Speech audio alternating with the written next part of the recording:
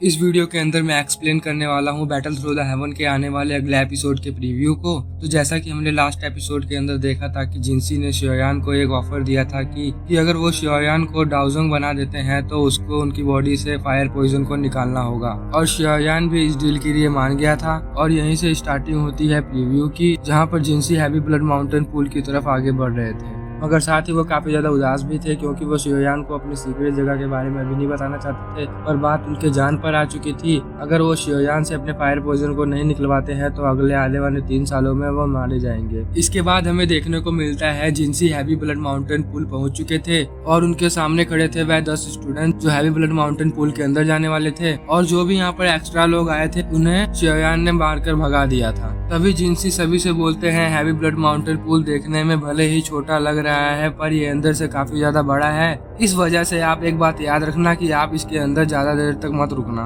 और फिर हमें प्रीव्यू का नेक्स्ट सीन दिखाया जाता है जहाँ पर हमें माउस ट्राइब का बंदा दिखाया जाता है जो अभी हैवी ब्लड माउंटेन पूल के अंदर होता है, जहाँ पर चारों तरफ रेड कलर का पानी होता है, मगर उसी के बीच में हमें एक येलो लाइट दिखाई देती है जो असलियत में नेचुरल दूध की होती है, जो उस माउस ट्राइब के बंदे के अंदर टच हो जाती है और आसानी से ही उसके बॉडी के अंदर चली जाती है और उसको रिफाइन करने की भी जरूरत नहीं पड़ती है। और वहीं पर चारों पवेलियन के स्टूडेंट आपस में फाइट कर रहे होते हैं। तांगे और वांगचेन एक दूसरे से फाइट कर रहे होते हैं और मिस मू फाइट कर रही होती है मिस फैंग से। इनकी आपस में फाइट नेचुरल एनर्जी के लिए हो रही होती है। इसी बीच हमें मिस फैंग नेचुरल एनर्जी को कंज्यूम करती हुई दिखाई देती है और वहीं शियोयान इन लोगों के चक्कर में बिल्कुल भी नहीं पड़ेगा और वो वहाँ से हैवी ब्लड माउंटेन पूल के डीप में चला जाएगा, जहाँ पर उसे वही बैरियर दिखाई देगा जो जिनसी ने उसे बताया था। और शियोयान जैसे ही उस गेट को खोलेगा उसके अंदर से काफी ज्यादा फायर पॉइजन और एनर्जी निकलेगी और शियोयान को भी उससे काफी ज्यादा प्रॉब्लम होने लगेगी और शियोयान इससे बचने के लिए अपने ग्रीन लोटस फ्लेम को बाहर निकाल लेगा, जिस वजह से उसके पास एक लोटस की शील्ड बन जाएगी और दूसरी तरफ जो फायर पॉइजन और नेचुरल एनर्जी होगी वहाँ से बाहर निकलने लगेगी और इसके चपेट में मिस फैंग और बाकी स्टूडेंट भी आ जाएंगे। वो लोग अपनी दुर्की से अपने आप को प्रोटेक्ट करने लगेंगे, जिस वजह से वो फायर पॉइजन उनकी बॉडी में नहीं घुस पाएगा और इसी के साथ वो लोग इसे ज्यादा देर तक नहीं रोक पाएंगे। फिर अगले सीन में हमें दिखाई देता है कि सारे student heavy blood mountain pool के अंदर से बाहर आ जाते हैं और वहीं पर जिनसी और जिनगू खड़े होकर ये देख रहे थे और ये देखकर वो समझ जाते हैं कि शियोयान ने इस गेट को खोल दिया है। और फिर हमें 3 महीने बाद का सीन दिखाया जाता है जहाँ पर जिनसी और जिनगू खड़े होकर बात कर रहे थे कि 3 महीने हो गए हैं इस लड़के की अभी तक एक भी खबर नहीं मिली है, कहीं ये लड़का अंदर मर तो नहीं ना गया। मगर तभी हैवी ब्लड माउंटेन पूल के अंदर बहुत बड़ा एनर्जी का ब्लास्ट होता है, जो एनर्जी इतनी ज्यादा होगी कि सीधे जाकर आसमान से टकराएगी और ये देखकर जिनसी और जिनगू शॉक हो जाएंगे क्योंकि शियोयान ने डाओजोंग पर ब्रेक थ्रू कर लिया था। और प्रीव्यू यहीं पर खत्म हो जाता है। फ्रेंड्स, अगर आप इस चैनल पर नए हैं तो प्लीज चैनल को सब्सक्राइब जरूर करें। Thanks for watching.